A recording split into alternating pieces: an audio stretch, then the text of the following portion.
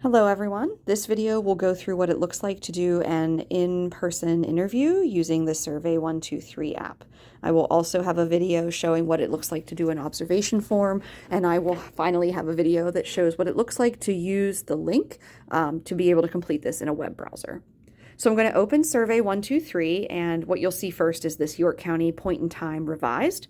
You'll press on that, and then you will want to press the collect at the bottom of the screen to start a new survey. Anything with a red asterisk or a red star means it's a required field, and you have to answer that in order to move forward with the survey. Top left corner is an X. That will get you out of the survey. It'll also give you an opportunity to continue the survey or save it as a draft. I do not recommend doing save as drafts. I recommend just ignoring that. At the bottom right-hand corner, there is a check mark, and that's how you submit the survey once you're completed with it. So we ask that you fill in your name. If you have a common name, I ask you to at least put first name and last initial. You can also put your full name. That way, if we have any questions about the data that we received from your survey, we can reach out to you and see if we can clarify that. You'll choose in-person interview form. And the first thing it's going to ask is, has anybody interviewed you today? If you say yes, it's going to tell you to discontinue the survey. You can press the check mark in the bottom right-hand corner, and you can move on to a new survey. It means that someone's already interviewed that person, and that's okay. If they say no, you will move on to the next screen. Where did you sleep last night? Were you in a sheltered location, meaning in a building, in a program, you stayed with someone, those types of things? If you choose that, it's going to ask you a few questions about what type of sheltered location you stayed in. It'll give you some options here: emergency shelter, in a hotel, whatever it might be. Something I want to draw attention to is if you choose an option and you'd like to change it, you have to use the circle with the X in it to clear that option before you're able to choose another option. You do not have to complete this. You may, if you're already having that conversation with someone and you want to record that information. However, those that are sheltered will be counted through programming, and those that are sheltered in a place like a hotel that they paid for on their own, in a home they own or rent, or staying with a family or friend will not actually be eligible to be counted as part of this count. So at this point, you're welcome to discontinue the survey unless you feel like it's important to note that there was an opportunity here for a sheltered interview. The sheltered interview is also shorter. If I continue on, you'll see it'll ask you a little bit about pets, and then it will stop you right there. There is a discontinue and proceed to the youth sheltered line. However, if this person is not a youth, you will not move forward into the youth component. So if I go back, the type of shelter or the type of survey you should be doing are those that are unsheltered. So if I choose unsheltered, it'll ask you what type of unsheltered location.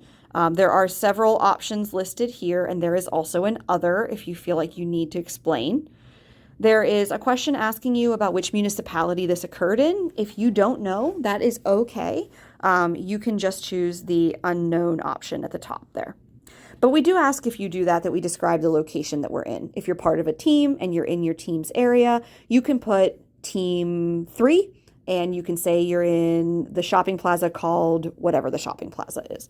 And that is completely fine. Again, though, these are not required, so they will let you skip them and move forward. On the next screen, using the arrows at the bottom to navigate, you will see there's a little bit of an intro, and it's going to ask you some questions about how many people are in this household. Number of adults is a required field.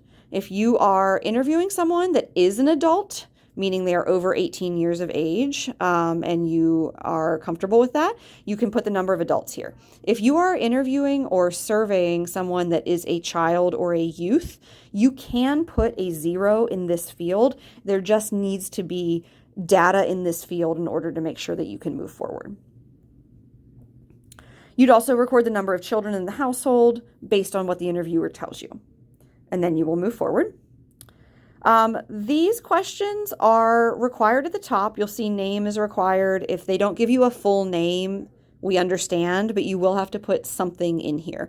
A full name does allow us to deduplicate our data better, so we encourage it, but we don't want to press anyone to provide what they don't like. But you do have to type something. It'll ask for an age, whether you know the exact age, it'll give you that, and you can type in their full age. If you don't know their full age, there are age categories here that you can select. It'll ask you what gender they are. These genders mimic the HMIS genders. The race and ethnicity categories also do. Someone is able to choose as many as they'd like for either gender or race and ethnicity.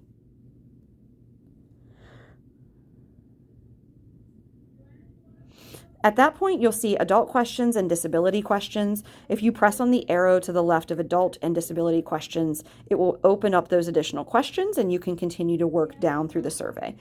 These adult questions are asking of adults how long they've been homeless, and you'll see choices are offered there. It'll ask you weeks, months, etc., and then you can fill in that information. It will also ask you how many times you've been homeless in the last 3 years, 1, 2 to 3, 4 or more. And then there's some veteran information as well. If someone says yes to the veterans question, there are a list of veteran benefit locations available that you can share with them if they're looking for resources. Also, if you say no, it'll just skip that. You can answer the question about domestic violence as long as the person is comfortable doing so. There's also a did not ask. So if you don't ask it, we just need to know that. If someone says yes to domestic violence, we offer phone numbers for both the YW in York and the YW in Hanover for assistance with that. If you choose no, you just won't get that option. Choosing the disability arrow gets you the question, do you have a disability? Yes or no. If you say no, you're done with this screen. You'll use the arrow in the bottom right-hand corner to move on. If you say yes, it's going to ask you what types of disabilities you might have. Again, you can choose as many as they identify. Then you'll use your arrow in the bottom right to move on. This year, we are asking 2 questions about pets. Do you have a pet that you're responsible for? Yes or no. And is that pet hindering your opportunity to be sheltered? So are you unable to go to emergency shelter, for example, because you have a pet and they do not accept pets in that shelter? Next slide. Is there anything else you want to tell us about your housing challenges right now? This is an open-ended question. You can shorthand what someone tells you, but you just want to convey their thought and frustration about their current situation and what resources would help them move forward. It also isn't required, so you can skip it if they don't provide you with any additional details. After that, there is a survey at the end for youth. In this case, youth is anyone who is 13 to 24. So if you're talking to someone that's 13 to 24 who is not part of a household with people who are over 24, at this point you will press the check mark in the bottom right-hand corner and your survey is complete. However, if you are talking to an unaccompanied youth or you are talking to a youth that is in a household with other youth who are under 24, then you are going to press this plus button in the middle of the screen and you're going to ask additional questions around youth. So the youth questions here are, has anybody completed this form with you before? Yes or no? If you say yes, you'll discontinue this survey. If you say no, it will let you move on. What is your age? Maybe they're 12 or younger. We have it on here just in case, but we're mostly interested in these youth surveys for those 13 and up. Where did you sleep last night? Was it a sheltered location? Was it unsheltered? Or was it someplace that you think you might be able to stay, like with an aunt or with a friend or at your own home? Crystal Shearer. So I'm going to choose unsheltered, and it will give me these options down below. If I choose sheltered, it gives me options as well. If I choose potentially permanent, you can see those options too. So feel free to play with all of those so you're familiar with them. The next question is, what's your birthday? You can choose from the calendar. You do have to use the calendar, so I apologize for that. But you can click on the year and scroll through the years if that is helpful to you. So I can choose, oh, maybe I can't. There, I can choose an earlier year, and then I can choose a date. I will say that the arrows work better than the scroll bar for this particular app. And then you can also choose the month using the arrows and fill it out that way. Okay, so you can choose a gender. It will ask you again because this is a different list than the list we provided previously. It's a little bit longer. So you have an opportunity to choose their gender. Again, you can choose, oh, it duplicates. Apologies for that. You can choose as many as you need to on that list. What's your race and ethnicity? Again, choosing as many as are appropriate. Sexual orientation is a very private question. However, it is common on youth surveys for one reason or another. And so we ask it here, but they always have the opportunity to prefer not to answer. And again, it's not required. The next section is, do you have a high school diploma or a GED? Yes or no?